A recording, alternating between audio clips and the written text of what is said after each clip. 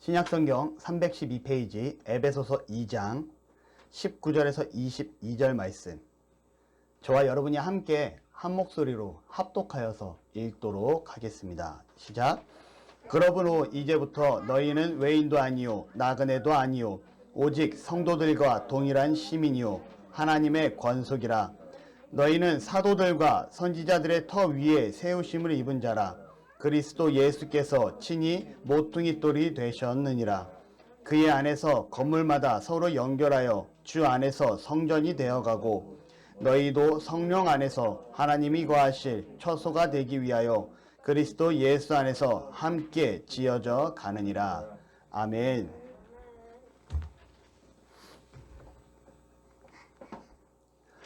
여러분들은 살아가면서 억울한 일을 경험해 보신 적이 있으신가요?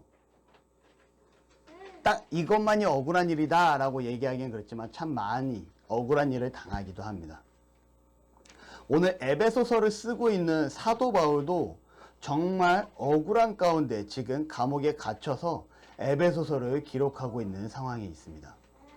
그가 왜 감옥에 갇히게 되었냐? 당시에는요, 예루살렘 성전에 가게 되면 이방인의 뜰이 있고 또 이스라엘의 뜰이 있습니다. 쉽게 표현하자면 이스라엘 백성인 유대인들은 이스라엘의 뜰 안에 들어갈 수 있는데 이방인들은 이스라엘의 뜰 안에 들어갈 수가 없는 거예요. 근데 우리가 일반적으로 얘기하는 하나님의 임재의 상징이다 하는 성막은 이스라엘의 뜰 안에 머물고 있습니다. 이방인들은 성전에 들어갈 수가 없는 거죠.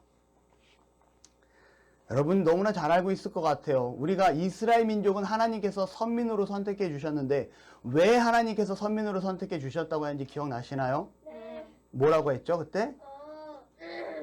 두 글자로 얘기했는데 복음 전도. 복음 전도. 맞아요. 복음을 전도하기 위해서 하나님이 받는 복을 너희도 우리를 통해서 느껴봐, 지켜봐 이거였죠. 바로 샘플로서 하나님을 믿는 백성들이 구원받는 모습, 축복받는 모습을 샘플로서 보여주기 위해서 이스라엘 백성을 선민으로 하나님께서 세웠다라고 말씀을 드렸습니다. 그런데 이 이스라엘 백성들이 선민으로서 하나님의 샘플로서 이방 민족에게 복음을 전해야 하는데 오늘 사도 바울이 감옥에 갇힌 이유가 뭐라고요? 성전을 간으로 갈라놨어요.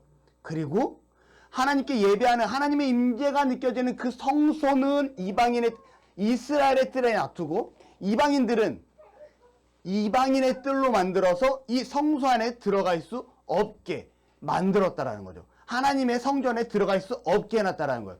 자, 다시 한번 생각을 해봅시다. 이방인들이 하나님의 전에 들어갈 수 있어요? 없어요? 알 수 없다라는 거죠. 그런데 사도 바울이 어마어마한 일을 벌입니다. 어떠한 일을 벌이냐? 당시 이방인이었던 헬라인들을 데리고 이방인의 뜰을 지나 이스라엘의 뜰로 들어와요. 그리고 그곳에서 정결의식을 행합니다. 정결의식은 뭐예요? 그거는 전사님이 다음 주에 한번 같이, 오늘 말씀은요, 말씀 제목이 예수 안에서 함께 지어져 가느니라 1이에요. 다음 주는 예수 안에서 함께 지어져 가느니라 2를 할 거예요. 다음 주에 이어서 설명을 드릴게요. 한 일주일만 참아요. 자, 사도 바울이 어떻게 하냐? 이방인들을, 헬라인을 데리고 이스라엘의 뜰로 들어가서 성전에서 정결의식을 행합니다. 그런데 그 모습을 지켜본 유대인들과 그 지도자들이 뭐라고 얘기하냐면 외치되 이스라엘 사람들아 도우라. 뭘 돕냐? 저 사도 바울을 잡는 것을 도와라. 저가 지금 갑처에서 우리 백성과 율법과 이것을 비방하고 무슨 말이냐면 우리 유대인의 정결한 그 율법과 이 모든 것들을 무시하고 예수를 전하고 있는데 그가 모든 사람을 가르치는 그 자인데 헬라인을 데리고 어떻게 성전에 들어가서 이곳을 더럽혔다 하니 이렇게 얘기하고 있어요. 이들이 사도 바울이 이방인을 데리고 성전에 들어가서 하나님 앞에 정결의식을 한 것, 하나님을 예배한 것이 우리 성전을 더럽힌 것이다 라고 얘기하고 있다라는 거죠. 여러분, 과연 사도 바울은 성전을 더럽힌 걸까요? 아니요. 그는 하나님의 뜻을 분명하고 확실하게 이해하고 있었던 자였다라는 겁니다. 그렇기 때문에 그가 이방인을 데리고 이방인도 당연히 구원받아야 될 대상이며 이방인도 당연히 하나님을 예배해야 될 대상입니다 했기에 그들을 데리고 성전에 같이 들어갔다라는 거죠. 하지만 이를 원치 않았고 이를 좋지 않게 바라봤던 당시 유대의 종교 지도자들은 사람들을 불러 모아 사도 바울을 잡게 되고요.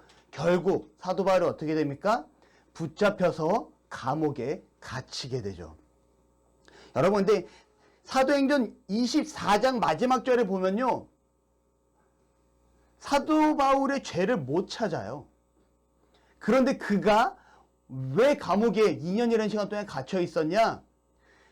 유대인들의 이목의 인기에 힘입어서 계속 정치 세력을 유지하려던 당시 분봉 왕이 사도 바울을 가두고 있었다라는 거죠. 왜요? 자기의 정치적인 권력과 힘을 누리기 위해서. 아무튼 이런 불합리한 시대도 그 당시에 있었습니다. 여러분, 그런데 중요한 것은 무엇이냐? 하나님 안에서 우리 모두가 동일하고 하나가 되어야 된다는 거예요. 선민이지만 그들이 선민으로 끝나는 것이 아니라 샘플로서의 역할을 잘 감당함을 통해 이방 민족들도 하나님 안에서 같이 함께 하나가 되어야 된다는 겁니다. 그 하나님의 임재의 상징인 그 성전에 들어가서 함께 예배하고 함께 나누어야 된다는 거죠. 이 사실을 너무 잘 알았던 사도 바울이 그렇게 행하자 오늘 감옥에 갇히게 되었다는 거예요. 에베소서 2장 14절에 이렇게 말합니다. 한번 같이 읽어보도록 하겠습니다. 성경을 볼게요. 제가 안 써놨나 봐요. 죄송합니다. 에베소서 어디? 성경 에베소서 2장 14절에 어디에요, 에베소서? 오늘 본문 말씀이요. 제가 읽어드릴게요. 에베소서 2장 14절에 이렇게 얘기합니다. 그는 우리의 화평이신지라 둘로 하나를 만드사 원수된 것 곧 중간에 막힌 담을 자기 육체로 허시고, 주보에 기록되어 있어요. 뭐라고 기록하냐면 그는 우리의 화평이신지라 둘을 하나로 만드사, 둘이 하나가 됐다라고 성경은 기록합니다. 여러분, 여기서 말하는 둘은 무엇이냐? 하나님이 택하였던 유대인과 하나님이 당시 택하지 않았던 이방 민족을 가리켜서 둘이라고 표현하는 거예요. 유대인과 그 외의 민족, 이 둘을 어떻게 합니까? 바로 중간에 막힌 담을 자기 육체로 헐어버렸다라고 성경은 기록해요. 예수님이 십자가에 못 박혀 돌아가심을 통해 이방 민족과 유대인 사이를 가로막고 있던 이방인의 뜰과 이스라엘 뜰 사이에 막혀있던 이 담을 누가요? 예수님께서 헐어버리셨다라고 사도 바울은 오늘 얘기를 하고 있습니다. 여러분, 다를 수 있어요. 나는 선민이고 너는 선민이 아닐 수 있어. 나는 구원받은 사람이고 너는 구원받은 사람이 아닐 수 있어. 너무나 사람이 살아가는데 정말 각각 다 다를 수 있습니다. 하지만 다르다고 해서 그 사람을 배척하고 막아서서는 안 된다라는 거죠. 여러분, 지난 주간에 우리나라에 되게 큰 일이 있었어요. 뭐가 있었죠? 선거가 있었어요. 보궐선거. 우리는 서울 시민이니까 서울시장을 투표를 합니다. 자, 오세훈 시장, 거대 정당은 지금 현재 오세훈 시장과 박영선 후보를 냈죠. 이 둘은요, 정말 다양한 부동산 정책을 가지고 나왔어요. 여러분, 지금 부동산 정책이 너무 중요한 시기기는 합니다. 왜냐하면 저희 직원들이 무슨 말을 하냐면 이런 말을 해요. 희망이 없고 소망이 없습니다. 왜? 저는 서울에서, 아니 경기도권 안에서 이 땅에서 집이라는 걸 가질 수 없는 사람이 돼버렸습니다 라고 얘기를 해요. 이 말이 뭐냐면요, 집값이 너무너무 비싸요. 하다못해 집이, 아파트가 막 7억 8억 9억 10억을 합니다. 우리 친구들 이게 얼마나 큰 돈인지 모르죠? 알아요? 아, 훌륭해요. 역시. 여러분, 아주 쉽게 생각을 하면요, 한 달에 200만 원씩 저축을 해볼게요. 한 달에 200만 원 저축하는 게 쉬울까요? 어려울까요? 엄청나게 어려워요. 돈을 어마어마하게 많이 벌기 전까지는 200만 원 저축 못해요. 저 선생님 아는 친구는 한 달에 월급이 200만 원이 채 안 돼요. 그런데 200만 원씩 1년을 저축하면 얼마인지 알아요? 2,400만 원이에요. 1년을 저축하면 2,400만 원. 자, 이 2,400만 원 1년 동안 정말 열심히 저축해서 2,400만 원인데 10년을 저축하면 얼마가 되는지 알아요? 2억 4천만 원이 돼요.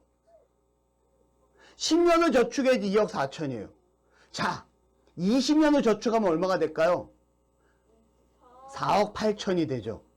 이 정도가 돼야지 집을 산다고 계약금을 걸 수가 있어요. 그리고 나머지 20년 동안 집값을 매월 200만 원씩 갚아야지만이 집을 한 채 살 수 있는 거예요. 20살부터 거의 60살까지 200만 원씩 매월 저축하고 갚아야지만 집을 살 수 있는 시기가 됐어요. 그러니 이 시기가 일반 서민들한테 힘든 시기일까요? 아닐까요? 힘든 시기에. 그래서 박영선 후보와 오세훈 서울시장은 부동산 정책에 관련된 공약을 내세웁니다. 자, 이 외에도요, 소수 정당들이 있어요. 민생당이라고 전 솔직히 처음 들었어요. 제가 잘 정치에 관심이 없다 보니까. 민생당의 이수봉이라는 후보는 코로나19 지원책을 자영업자한테 코로나가 끝날 때까지 매월 150만 원씩 준대요. 좋아요, 안 좋아요? 좋아요. 좋죠. 전 선생님이 요번에 소상공인 플러스라는 게 있어서 여지껏 코로나 지원에 대해서 받아본 적이 한 번도 없어요. 뭐 받으려고 하면 뭐 때문에 안 된다, 받으려면 뭐 때문에 안 된다, 받으려면 뭐 때문에 안 된다 그래가지고 한 번도 그 정책에 대해서 돈을 받은 적이 없습니다.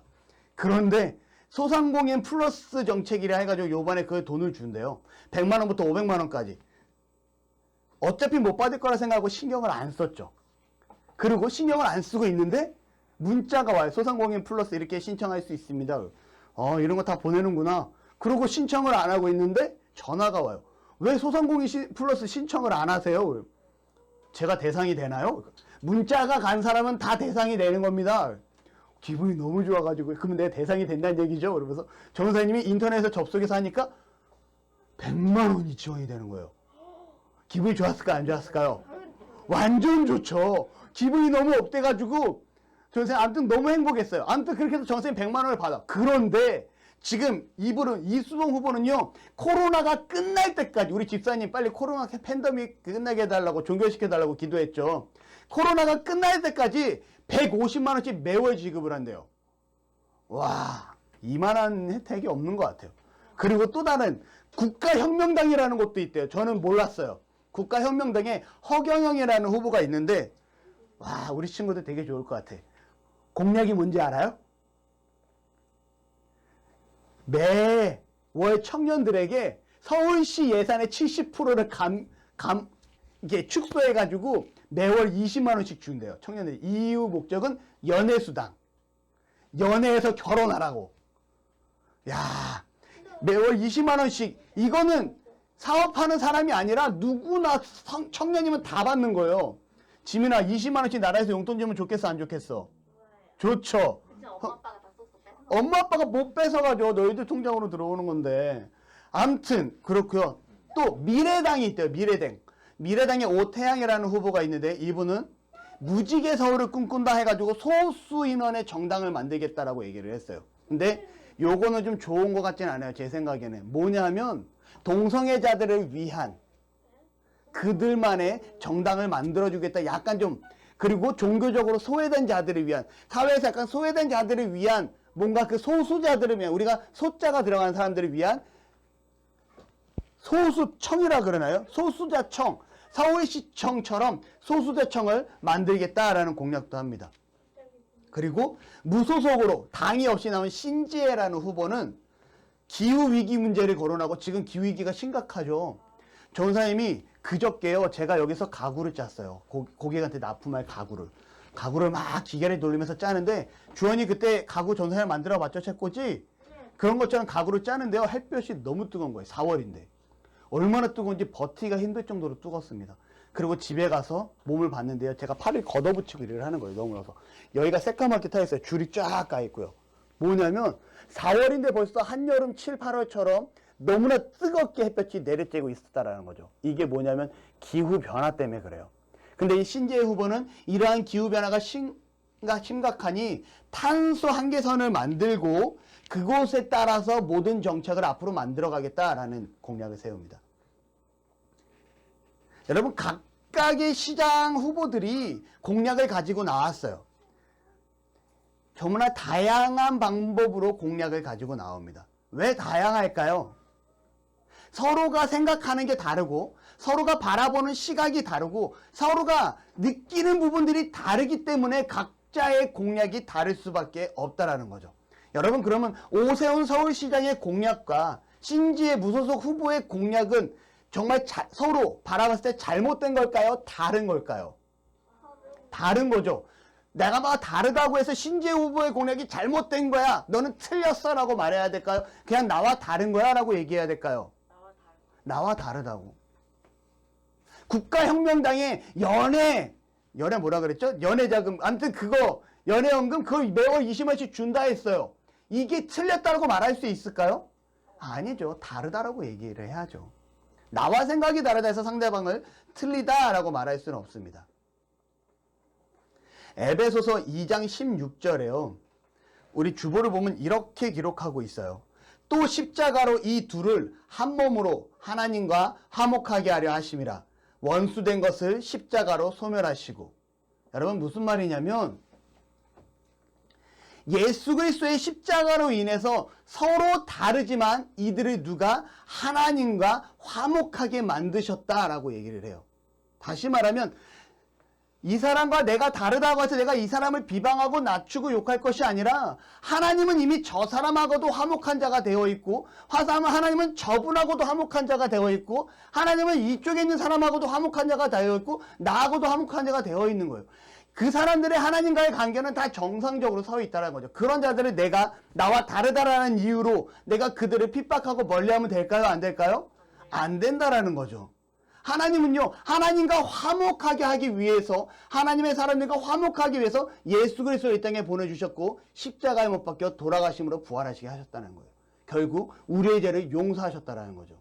여러분, 우리 각자 생각이 다 다르고요. 우리 각자 모든 방향이 다 달라요. 하다못해 효주와 성주가 생각하는 같은 부모 밑에서 태어나서 같이 자란 이 아이들조차도 생각이 다릅니다. 그러한 가운데 이들을 비방하면 될까요? 안 된다라는 거죠. 여기서 한번 생각해 보고 싶은 건 다름과 틀림에 대해서 한번 생각을 해보고 싶어요. 다름과 틀림, 분명히 다른 의미를 가지고 있습니다. 여러분, 우리 교회의 정식 명칭은 뭘까요? 아니에요. 앞에 더 붙어야 돼. 대한 예수교 장로회 나눔교회입니다. 이 앞에 대한예수교 장로회라는 이게 붙는 게 뭐냐면 이 나눔교회는 개혁주의 교회로서 칼빈주의 신학을 따라간다라는 게 내포되어 있어요. 알겠습니까? 우리 지난주에 오셨던 목사님은요, 기독교 대한 감리회 소속의 목사님이세요. 자, 이거 말고도 또 뭐가 있을까요? 대한 성결교회가 있어요. 여러분, 교회가 대한예수교 장로회도 있고 침례교회도 있고 성결교회도 있고 다양하게 있습니다. 그러면 그 다양한 교회들에는 다른 교회들은 구원이 있을까요? 없을까요? 지난주에 오셨던 기독교 대한감리교회 일항교회 담임 목사님이었던 김영건 목사님에게는 구원이 있을까요? 없을까요? 구원이 있다라는 거죠.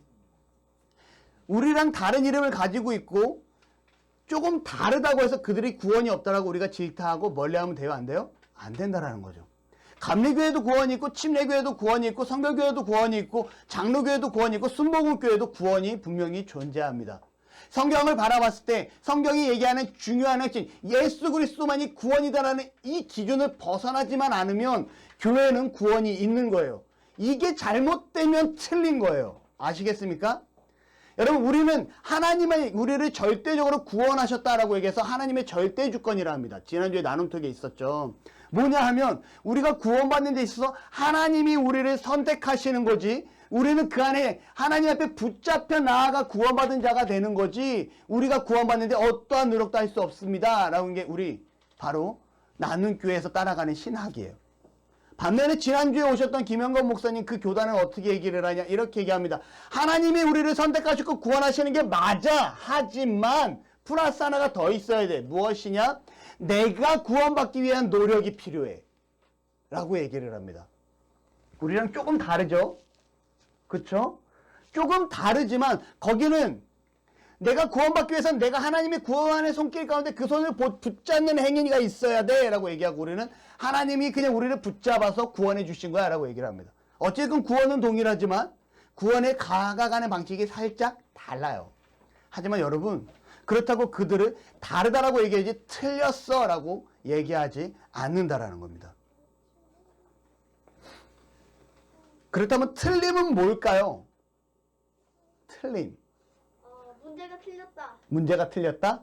자, 여러분, 성경에는요, 남자와 여자가 서로 사랑하라고 되어 있는데, 요즘 시기적으로 바라봤을 때 유럽 사회는요, 7명 중에 1명은 동성애자라고 얘기를 합니다. 이 동성애자라는 건 뭐냐면, 남자가 남자를 사랑하고 여자가 여자를 사랑하는 거. 성경에 위배된 방식의 사랑을 나타내고 있어요. 여러분, 그렇다면, 동성애는 사회적 흐름으로 봤을 때, 야, 서구 사회는 7명 중에 1명이 동성애자고, 남자가 남자끼리 결혼도 하고, 여자가 여자끼리 결혼도 하니까, 이게 사회적인 흐름인데 인정해야지. 다름일까요? 아니라는 거죠. 우리의 다름과 틀림의 기준은 어디에 있을까요? 하나님에 있어요. 맞아요. 정확히 말씀드립니다. 성경을 통해서 하나님이 다름과 틀림의 기준을 우리에게 허락해 주셨다라는 거예요. 여러분, 그렇다면 동성애는 다름일까요? 틀림일까요? 분명히 말씀드리지만 동성애는 틀림이에요. 그렇기 때문에 우리는 어떻게 해야 돼요? 그 틀림을 인지하고 이것을 바로 잡아가는 삶을 살아야 됩니다.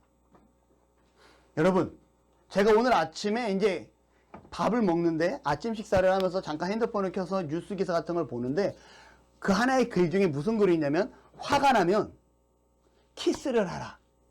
아내가 화가 나면 키스를 해주라 라는 글이 있었어요. 그래가지고 이게 도대체 무슨 말이야? 라고 봤더니 부부싸움을 하다가 아내가 화가 났으면 남편이 아내 얼굴에 혹은 입술에 키스를 해주라는 거예요. 그러면 사람이 거의 80, 90%가 이 마음의 심리가 어떻게 돼? 화가 난 게 풀어진다라고 되어 있더라고요. 아, 되게 좋은 방법인 것 같아요. 저도 한번 써먹으려고 그래요. 자, 그런데 집사님 한번 해보세요. 주원아, 왜 네가 안 된다고 그래? 엄마는 너 거야? 자, 아무튼 중요한 건 여러분, 제가 이 얘기를 왜 하냐면 이 이미지에서 충격을 먹습니다. 이 기사를 쓰기에 앞서서 이미지도 사진 파일도 첨부하지 않았겠어요? 근데 이 사진 파일에 보니 남자가 여자한테 뽀뽀하는 장면도 있는데 여자가 여자끼리 뽀뽀하는 장면도 우리나라 네이버라는 그 포털에 아무렇지 않게 올라와 있었다라는 거죠. 여러분, 내가 알지 못하는 사이에 너무나 자연스럽게 흘러 동성애가 당연한 것처럼 우리 사회에 다가오고 있습니다. 우리 어린 친구들, 젊은 친구들 중에 유행하는 그 BL이라는 장르의 만화, 보이러브, 이게 말이 됩니까? 소년의 사랑? 아니라는 거죠. 여러분, 이건 틀림이에요. 틀림. 다름이 아닙니다. 절대 인정하고 바라봐서는 안 된다라는 거죠. 그나마 저는 감사한 게 우리 효주가 뭔가를 보다가 갑자기 동성애적인 장면이 나면 항상 그래요. 아, 더러워. 아, 다행이다. 그래도 내 딸은 저걸 더럽게 바라보니. 하지만 이제 그들을 혐오하면서 바라보면 안 돼요. 아시겠죠? 그들을 불쌍히 여기는 마음으로 바라봐야 됩니다. 여러분, 그럼 하나 더 볼까요? 성경은요, 안식일을 기억하여 거룩히 지키라. 우리는 주일을 지키기 위해서 이 시간 예배하는 자들이에요. 안식일을 지키기 위해서 하나님 앞에 서 있는 자들입니다. 그런데 요즘 시기가 코로나19로 인해서 사람들이 이 예배에 대한 주일을 거룩히 지키는 개념이 흐트러지고 있어요. 자, 흐트러지는 가운데 이제 뭐라고 얘기합니까? 아, 굳이 꼭 일요일에 예배해야 돼요? 어차피 온라인만 열면, 뭐 카톡만 보면, 인터넷 유튜브만 켜면, TV 채널만 돌리면 설교 말씀이 풍성히 나오고 있는데 그거 시간 나고 상황 될 때 말씀 들으면 되죠. 맞을까요? 맞을까요? 아니라는 거죠. 여러분, 이건 틀림입니다. 분명히 성경에 안식일을 기억하여 거룩하게 지켜라고 기록했으면 우리는 정한 시간에 하나님 앞에 나와 그 예배를 드려야 함이 마땅한 우리의 자세라는 거죠. 이 자세를 흐름과 상황에 맞춰서 그냥 뭐 못하면 어쩔 수 없지, 안 드리면 되지, 이게 아니라는 거예요. 아시겠습니까?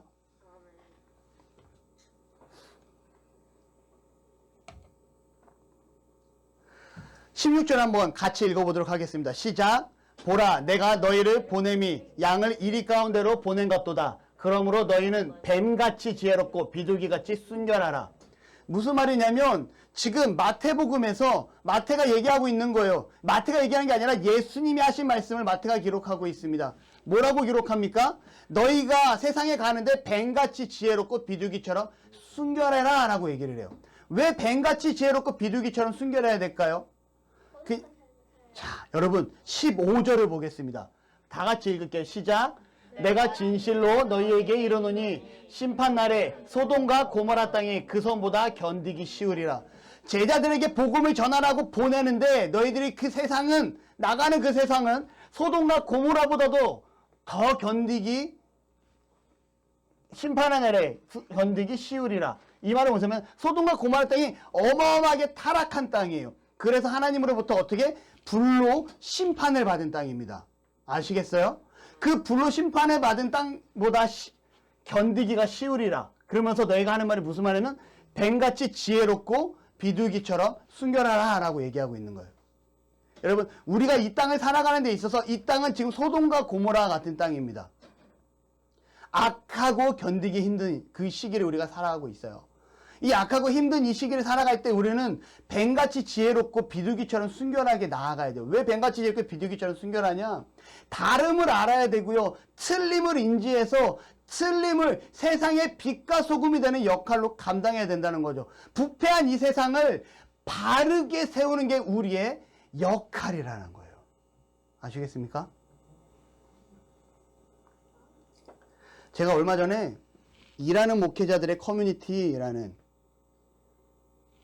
글을 보고 페이스북이에요. 페이스북 글을 보다가 일하는 목회자들 커뮤니티라는 게 있어서 거기에 가입을 합니다. 왜냐면 저도 일하는 목회자니까요.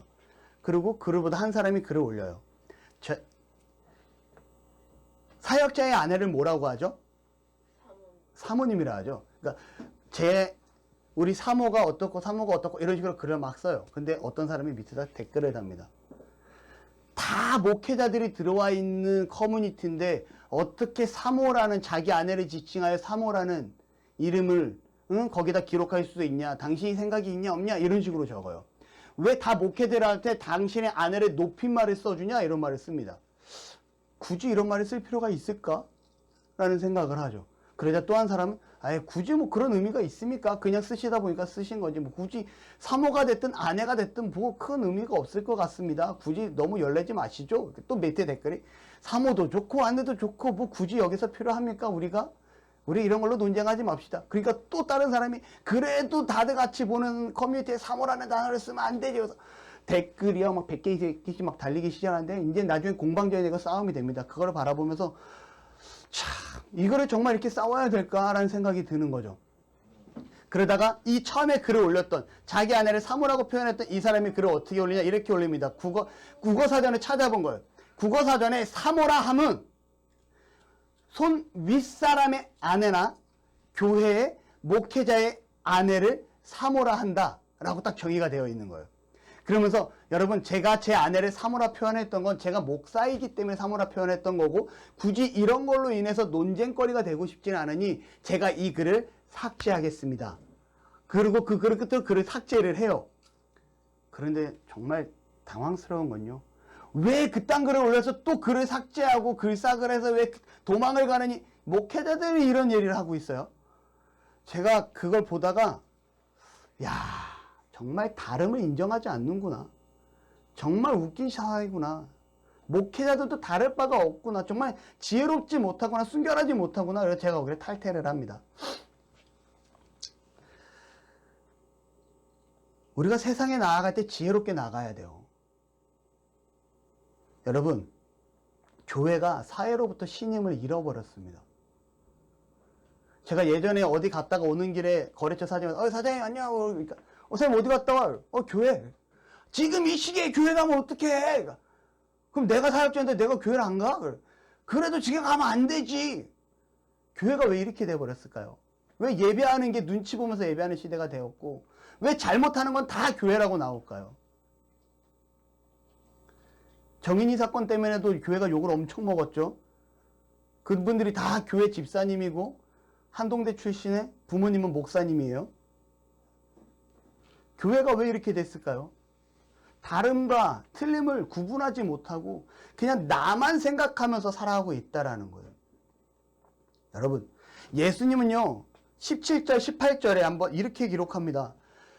또 오셔서 먼데 있는 너희에게 평안을 전하시고 가까이 있는 자들에게 평안을 전하셨으니, 예수님이 이 땅에 오신 이유는 우리에게 평안을 전해 주셨다라고 기록을 해요. 여러분, 우리가 싸우고 질타하고 너가 잘못했어라고 얘기하는 것이 아니라 정말 다름을 인정하고 나아갈 수 있도록 우리에게 평안을 전해 주셨습니다. 그리고 말미암아 둘이 한 성령 안에서 아버지께 나아감을 얻게 하려 하심이라. 여러분, 예수님이요, 우리에게 오신 이유는요, 우리가 다 같이 함께 나아갈 수 있게끔, 너는 이방인이고 나는 이방인이 아니야, 이게 아니라 우리가 함께 가는 거야 라고 하기 위해서 예수님이 이 땅에 오셨다라는 거예요. 더 나아가선 그런 우리들이 정말 함께 할 수 있는 것과 함께 할 수 없는 것을 구분지어야 되고, 함께 할 수 없는 것, 그것은 무엇입니까? 틀림이죠. 틀림에 관해서만큼은 우리가 세상의 빛과 소금으로서 바로 잡아야 된다라는 겁니다. 여러분, 다시 본론을 들어서 아까 제가 사도 바울이 감옥에 갇힌 얘기를 했어요. 기억나시죠? 사도 바울이 왜 감옥에 갇혔냐면 이방인의 뜰에 헬라인을 데리고 들어가요. 이방인의 뜰에서 이스라엘의 뜰로 헬라인을 데리고 들어가고 그곳에서 정결하신 하나님 앞에 예배를 행합니다. 그리고 당시 유대인이었던 선민의식이었던 그들이 사도 바울로 인해서 헬라인이 성전에 들어왔고 성전이 더럽혀졌다라고 얘기를 해요. 이방인은 다름일까요? 틀림일까요? 이방인은 다름이에요. 그들도 똑같이 구원받아야 될 다름입니다. 그들은 당연히 하나님 앞에 성전에 들어와도 되는 자들이었다라는 거예요. 그렇다면 유대인들은 생각했을 때 우리끼리만 성전에서 예배해야 돼 라고 생각하는데, 우리끼리만 성전에 있어야 돼 라고 얘기하는데, 그거는 틀림일까요? 다름일까요? 틀림이죠. 왜요? 그들만의 성전이 아니에요. 하나님을 믿는 이 땅에 있는 모든 백성을 위한 성전입니다. 그런데 유대인들은 우리끼리만, 다른 사람이 들어오면 이것은 거룩한 곳이기 때문에 안 돼 라고 얘기했다라는 거죠. 그래서 사도 바울은 어떻게 해요? 그들에게 나아가서 분명하게 행합니다. 어떻게? 다름을 데리고 와서 틀림을 쫓아내는 행위를 하고 있다는 거죠. 여러분, 우리는 이렇게 지혜로운 자들이 되어야 되시기를 바라요. 그렇게 행동할 때 21절에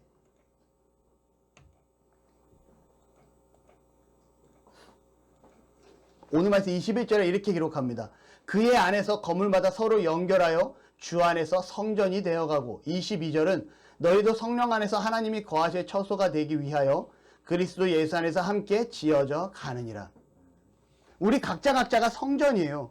하나님은요, 우리를요 성전으로 만들었어요. 하나님의 성전. 우리 안에 하나님이 계신 곳이에요. 그런 우리가 이제 함께 나아갈 때 더 거룩한 성전이 만들어져 가는 것이고, 함께 나아갈 때 하나님 나라가 확장되어져 가는 것이에요. 여러분, 다시 말씀드립니다. 이어지는 말씀은 제가 내용이 많다 보니까 두 부로 나눴는데 오늘도 좀 말씀이 길었어요. 자, 다음 주에 다시 이어서 갈 텐데, 나에게 우리가 살아가는 데 있어서 다름과 틀림을 구분할 수 있는 자들이 되시길 바라고요. 다름을 인정할 수 있는 저와 여러분이 되시기를 바랍니다. 틀림은 바로 잡아갈 수 있는 저와 여러분이 되시기를 바라요. 다름과 틀림의 기준은 하나님의 말씀인 성경임을 기억하시는 저와 여러분이 되시기를 바랍니다. 기도하겠습니다. 할렐루야 하나님, 할렐루야 하나님, 참으로 감사합니다. 우리를 사랑하시고 이렇게 하나님 앞에 나와 예배하게 하시며 말씀을 나누게 하시니 감사합니다. 우리가 성경을 기준 삼아 세상의 다름과 세상의 틀림을 인지하게 하시고, 다름을 이해하고 틀림을 세상의 빛과 소금으로서 바로잡아 나아갈 수 있는 우리 나눔의 모든 가족이 되어질 수 있도록 축복하시고 함께하여 주옵소서. 감사드리며 예수님의 이름으로 기도드립니다. 아멘.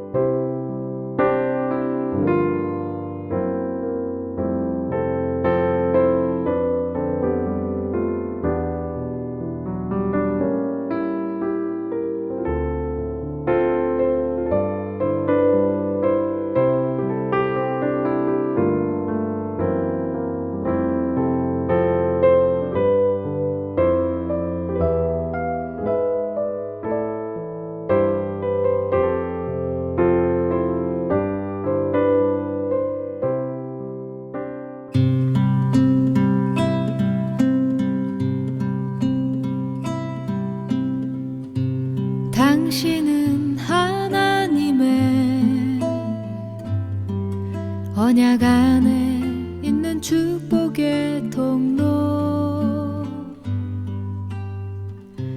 당신을 통하여서 열방이 주께 돌아오게 되리.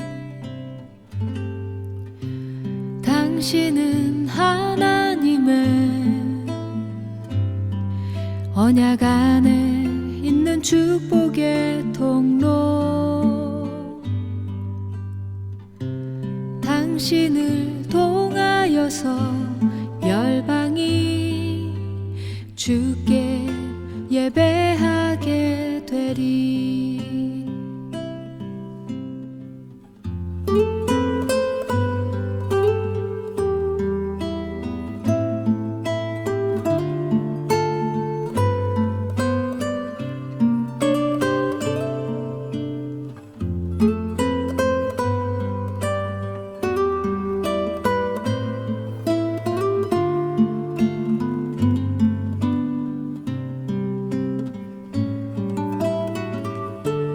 당신은 하나님의 언약 안에 있는 축복의 통로 당신을 통하여서 열방이 주께 돌아오게 되리.